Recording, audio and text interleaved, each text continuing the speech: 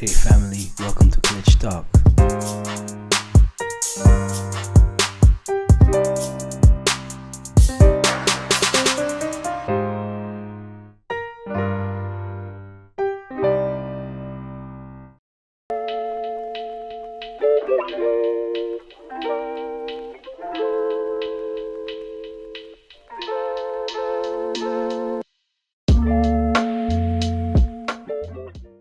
All right, welcome family. This is Clement boss from Clitch Talk. Today, we have an amazing special guest from London, David. Nice to meet you. Nice to meet you, David. For the people who really don't really know who you are, can you just give a quick, elevator pitch? Like, what do you do? And then we can go from there. Yeah. First name David, like you said. Otherwise known as Nkieré, which is my family name. And yes, I own a made-to-measure bespoke service. And that's for those that don't know what it is. Yeah. We specialize in handmade suits for both men and women. In short, very brief. That's what I'm about. Man, that's amazing. Like I said, off camera, I was like, man, if I knew, I had to put a suit on. You're very sharp, and I can see, very your work already is very amazing. And next time I need to come to you and get one. Whenever you're ready. Yes. So let's go back a little bit. Like who was David at 11? David at 11. Definitely not wearing suits. I hated suits. Yeah. And my mum can testify for that. I hated suits. I didn't want to wear suits. And if I did, I'd wear it with trainers. But yeah, David at 11, yeah, still just as we all are, to be honest. Still growing up, discovering, learning. And not too long after that, things would change. Yeah, massively. And were you already into fashion, or were you into entrepreneurship, or was just not at all? Not at all. Yeah. But I was exposed to it. My mum's a tailor, okay? so obviously growing up, she started well before I was born. Growing up, we're just seeing people come through the door, all her creations and stuff. So I was definitely exposed to it. But at that time, at 11, I didn't see myself, having a brand today, or, becoming the man I've become today. Yeah. Like, that's amazing. Like, see, that's what I love about it. Most of the time is you might be exposed to it from your family member, and then people will say like, why is this guy so successful already at this young age? Yeah. But what did you learn from your mom, watching her, in those years that you start to, think about like, okay, I want to be a tailor, I want to go in that space? Yeah. First and foremost, elegance. Ooh. She's a very elegant woman. Very elegant. How to present yourself. Just to be honest, the ethos of Monsieur Nkieré, which is class, elegance, and simplicity. Those three things, those three pillars there. That's what I learned from her. So class, elegance, and simplicity. That's it. Yes, those three pillars there. Those are the three things that I picked up from my mother early on. And those are the things that when I started, I didn't have to, start brainstorming. I already knew what it was. It was already there. But it was just a matter of time for me now, to step out, to embark on my own personal journey. Yeah. And when you started, your business, what was your mom saying? Like, yo, please do the same thing as I do. Or sometimes because, our parents want to from the African culture, want to protect us. Yeah. Don't want us to take those risks. Maybe, her conversation was be a lawyer, be a doctor, the major things. Yeah. What was the conversation like? Not much, to be honest. It was very much to her surprise. with a lot of things that I do, I don't tend to speak too much. I just launch, and then they learn what I've launched afterwards. But she was at the start, because when I started to experiment, and this is why I say Monsieur Nkieré depuis 2019, since 2019, because the first pieces that I created was with her. Because although women's tailoring is actually very different to men's tailoring, but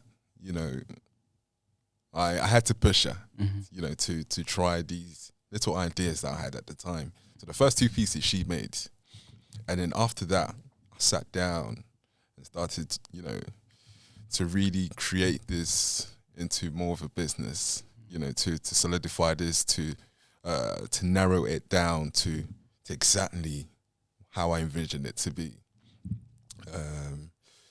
But yeah, I mean, she didn't have much to say, to be honest. But the thing that she did say, and she does say, that I know also, is that I've very followed her lead in that sense. When you have kids, or amongst your siblings, who has what traits from what parent, and that is the trait I've inherited, basically. That creativity, that's from my mother. Yeah.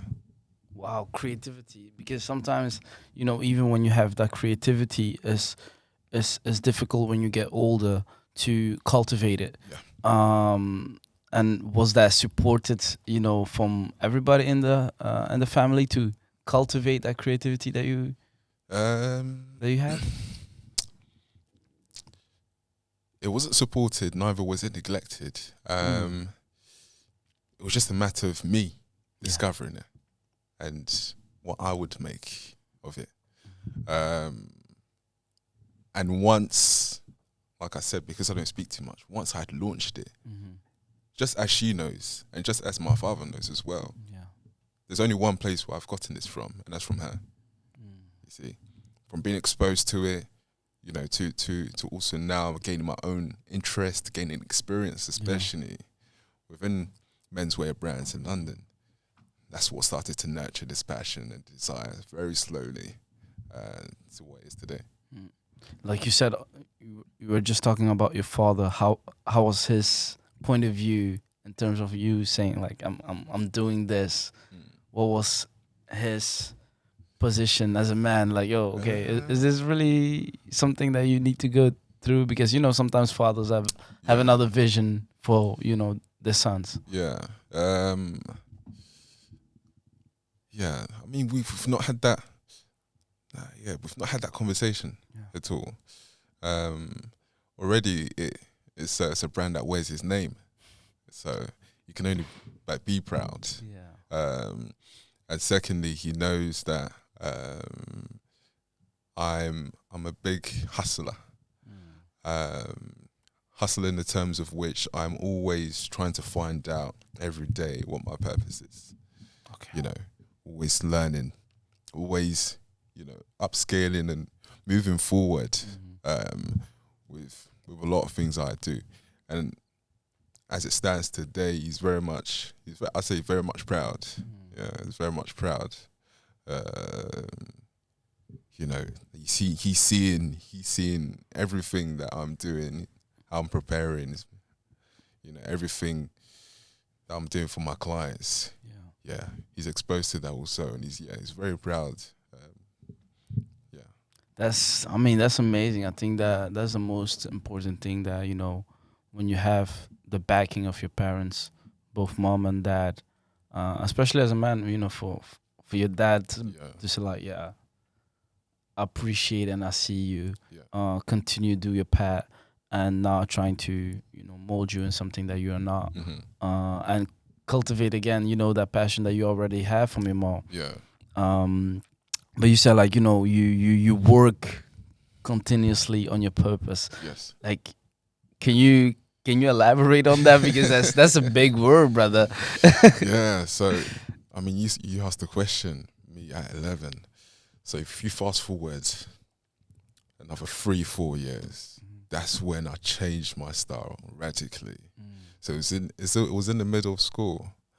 So in London, we have non-uniform days. So it's days. Most of the time, it's before the end of term, where you can dress up in your own clothes. Otherwise, we have a school uniform assigned to each and every school. So non-uniform days were quite special because that's when everyone would, Themselves. show themselves. How stylish they are. So yeah, once upon a time, just like everyone else, to be honest, wearing the jeans, wearing the trainers, and then just one day, all of a sudden, I switch.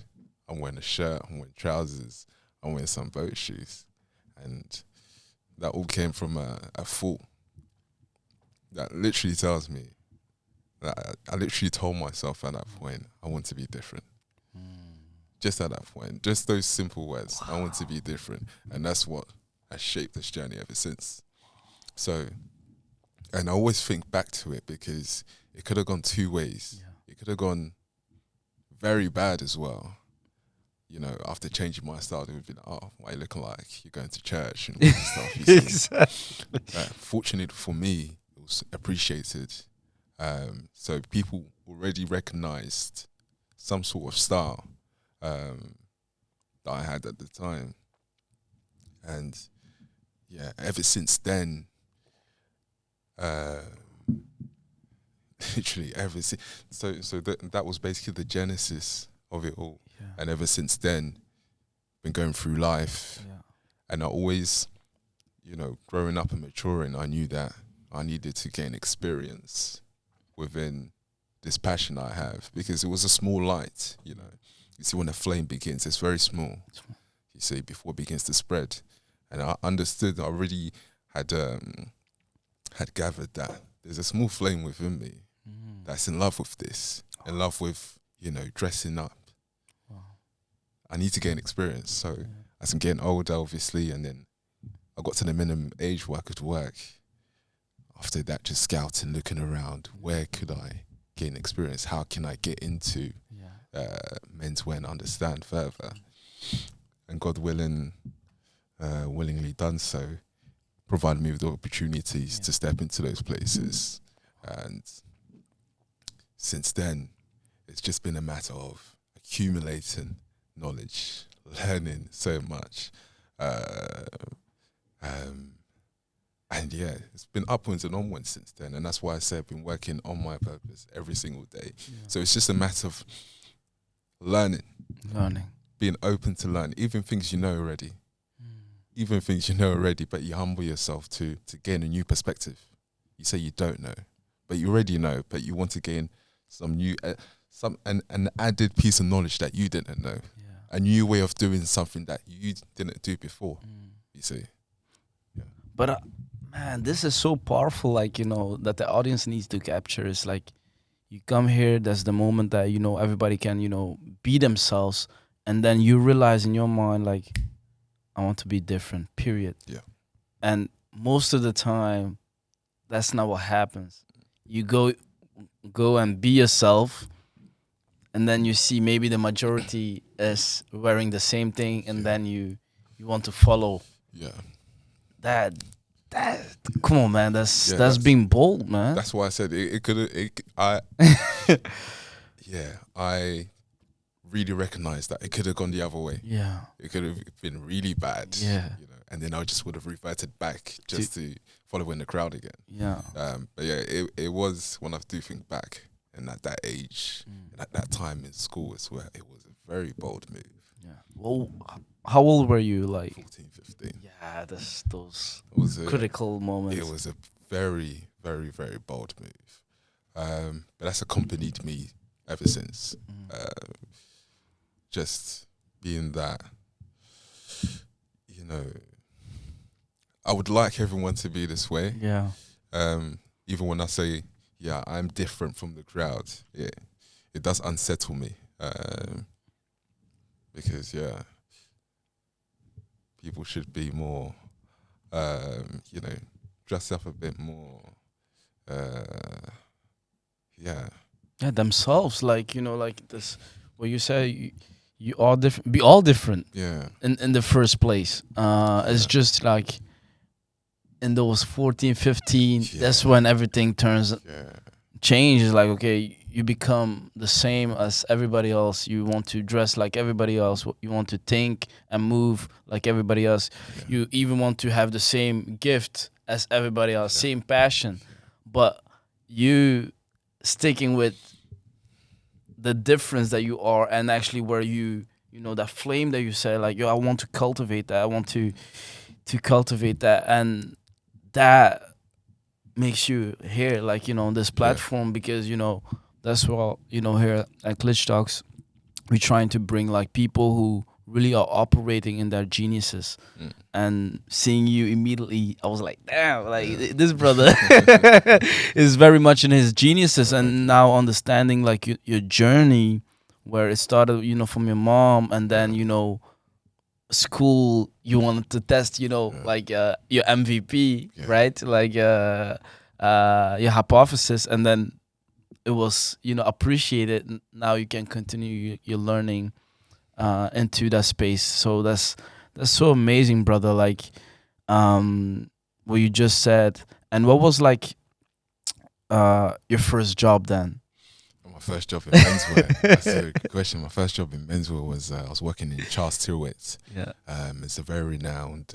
They were a shirt making company, and that when I stepped into there, I knew it would open the doors to me going up and up and up. I just needed that to lay those foundations, to learn as much as I could whilst I was there. So yeah, just learning about the different shirt weaves. There was so many. I was there for about 8 months. Yeah, 8 months before I went into my next experience. Yeah, but Charles Tilwitz, that's where I started. Very much based in the city, in a corporate area, where you have all the banks in Canary Wharf. Yeah. Well, what did you learn from that experience? Firstly, the shirting. Because like I mentioned, there's so many different types of shirt weaves. Those make for, you know, the core parts of one's knowledge in menswear. It's the basics. It's the 1+1s. It's the alphabet ABCs. Yeah. Touched on the suiting as well, but it was more so just getting a feel for what menswear was. The different fits, the different sizes. Because in London, how we size the different shirts is by collar size in inches. Okay. We do put the centimeters underneath as well, but collar sizes, all the different fits: slim fit, extra slim, classic fit. You see, so yeah, getting a feel for what menswear was, experiences, having first-hand experiences with customers, you know, and that's where, you know, I began to develop that confidence because of the knowledge I was gaining, the relationship about the customers, and also developed my own personal eye for detail and style, which is also very important on my journey. Is throughout these experiences, I'm training my eye, so I'm looking at fabrics, I'm looking at the different details. So when for example, if I was to meet you, I'll be able to outline on a piece of garment these different details, how it fits, because I may have also, a lot of the times I also try on the stuff to know how it fits. So if I see someone that's similar to me or different to me, I know what to propose to them. Okay. So yeah, training my eye and knowledge, that's where everything began. Yeah. Wow. Attention to details, man. It made me think about, you know, the Black Mamba, you know, Kobe Bryant. I love that. I love that working on your craft, brother. Is those small things that, you know, makes you better every day. And, you know, so now it makes sense when you say, like, you know, let me revisit, you know, the things that I already know, but I'll need to have another perspective. Because I've learned as well, like, you know, when you get older, not older, but when you get a new age, that's how I like to say it. Like, if you're 20 and 25, your brain changed the way you observe things and the way you take information in. So you might know it like at 20, But at 25, when you revisit that thing that you already know, you might have another perspective. And is that maybe something that you were more talking about? Yeah, 100%. 100%. I feel that as people mature, become a lot stubborn, and less open-minded, because we've learnt one thing, I've learnt it one way, and that's the way it is, and that's all it is. And really, there are many ways to do something, and there are small details within information that we don't have. So even, like I said, even now, I still ask a lot of questions. I'm confident enough to say and show what I know, and also confident enough to say I don't know. Wow. You see, I don't know, or confident enough to open myself to learn. Yeah. You see, I would say I don't know on something I do know, but only because I want to learn something new. Ooh. You see, and that's what allows me to progress and develop now, and to become more and more and more and more confident. There's a saying in French, l'apprentissage ne finit jamais. And I believe that very strongly. I believe that till the end of our days, we will never finish learning. And I believe once you do come to that point where you say you've learned everything, then there is no more reason to be alive at that point. You see, there's nothing else that can be able to stimulate you every day, that can wake you up every day. You see, yeah. Wow. This is high level conversation, man. This is really high level conversation but when did you learn, like, because it's so difficult for people to understand this, like, what did you learn, like, to say I don't know? I learned it from the first minute. From the first experience I had, from the first time I stepped into menswear, Charles Tyrwhitt, because I've worked for quite a number of brands, and in every single place I've stepped into, I go into the place and I just switch off my mind to everything that I learned before, and to learn how they do things. That's very humbling. That's very humbling, because otherwise you always bring the thing that you learn in that shop to their expertise, and every business has, their, value proposition, and you'd be like, no, you know what, that's great over there, but let me learn what you guys are the best in. Yeah. Wow. Yeah. So forever a student. Wow. And I mean, you're based in London, which I love. I need to come down. Even the prices are crazy with with the trade and everything. But you're here in Brussels, brother. Thank you so much for coming in to Brussels. Yeah. My question is, like, you I see you speak as well a little bit French, but you do the back and forth. Like, what do you like about, the Brussels market? Brussels, for me personally, already, it's just a place where I come to just relax, meet your family, meet your friends. Obviously it's raining today, but can't really walk too much. But just breathing new air, to be honest, breathing new air, and just go back feeling just energized again. In terms of the market, people, as we were discussing before, people are open to what's coming from the outside. So even for, the brand Monsieur Nkieré now, people are really gaining a lot of interest, to be honest. It's just a matter of now just solidifying and converting those interests into clients. But already, because of where I'm based in London, I'm actually very privileged, because that is the home of tailoring. Wow.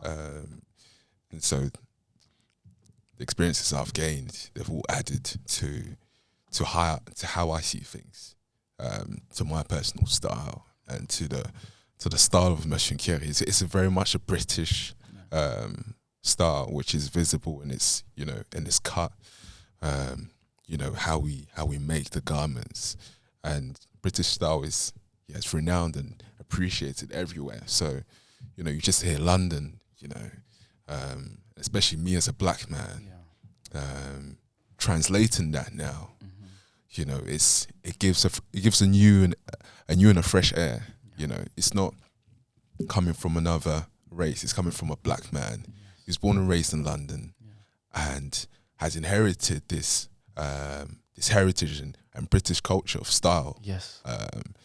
So yeah, when I'm walking around, like I said, when I'm coming to Brussels, it's gained a lot of interest. So yeah, people, they're very much interested. Yeah, and that's really powerful the way you say it. It's like, you know, it's from your point of view as, you know, an African man, and having this heritage from London, but add, like, you know, the way you see it, the way our culture see it, but, you know, there's that difference that, you know, comes with it, you know, that spice, and that's amazing, man, because, you know, like you said, sometimes I feel like when you're in Belgium, or in Brussels, like, you know, when you start something, you not really immediately appreciate it, or undervalued, and it's always from people from the outside that, you know, that appreciate you. And sometimes, you know, we had even those conversations with the teams, like, yo, we might need to move out. Because when you go outside, you know, then, you know, the Belgian people, like, you know, start to appreciate you more than when you were here already and established here. I don't really know, you know, why, but, you know, what you just said makes sense now to understand if it comes from the outside, because, you know, it's more appreciated. Or maybe it's because the market is big as well. So more options, movers and shakers, are more from the outside, and, you know, we are more a reserved country. And man, like, I have so many questions as well. So many questions as well, man. But for a young person who's like, yo, I see you, David. Like, I'm passionate about, you know, fashion, but more about menswear. How can I get into it? Or can I come to work for you? Can I come learn from you? Because they look at you, they're gonna say, like, damn, this brother is sharp. Like, how can I get involved? How can intern, whatever? Yeah. That's a good question. I'm always open to give advice and to anyone. And just direct them. To be honest, if someone was to come to me, you know, asking for direction and some sort of inspiration, I'd really take my time, either on a conversation or even in the past where I've created a document of a few pages where I'm outlining, depending on their, you know, the description they've given me of, you know, what they hope for the wardrobe to look like, or how to develop their style. I'll create a few pages, a document outlining all the different possibilities, you know, the to-dos, the not to-dos. So I'm always open to giving advice at any time, and just offloading what I've learned, to be honest, because I've learned quite a substantial amount and still learning. So that's amazing. But, like, as we are here on a business podcast, we also need to talk about a little bit business. Yes. What is the business kind of structure in your space? How does it look like?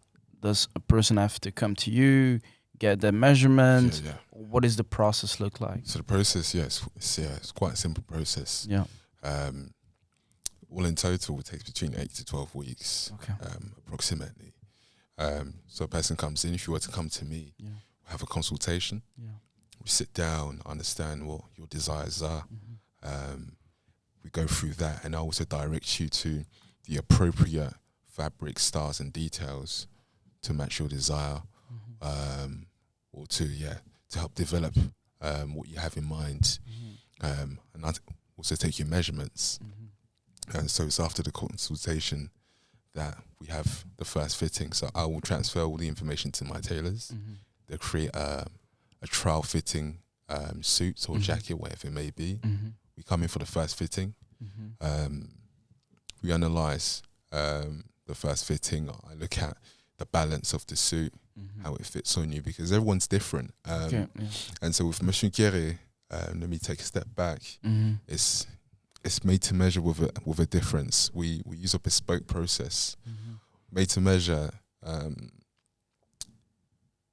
traditionally is, there's a block pattern. The block pattern is what the tailors use to make the jacket of. And they'll just make minor alterations to it. So if I was to have a consultation with you, the suit would come back with everything that we had discussed. And then there'll be, one last fitting just to see, there may be a little alterations to make. But apart from that, no fittings in between. But with us, we follow the bespoke process, which means there are about 2 to 3 fittings in between, because we're making a pattern from scratch. So that's going to be absolutely unique to you, you see. So it's not based from a block, it's made from scratch.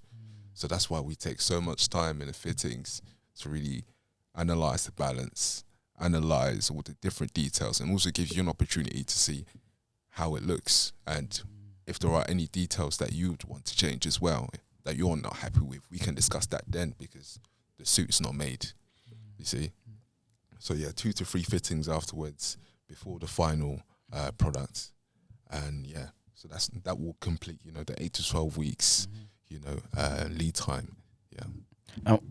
What's kind of like the price range? Because people might say like, yo, he looks sharp, but and this process takes a minute, but is the way you want to do things, is the classishness, like the simplicity, and also you said something earlier, elegance that you want to add to it. So what for the people who really want to come to you, like what can they expect in terms of price range? In terms of price, starting price is 1,200, 1,200.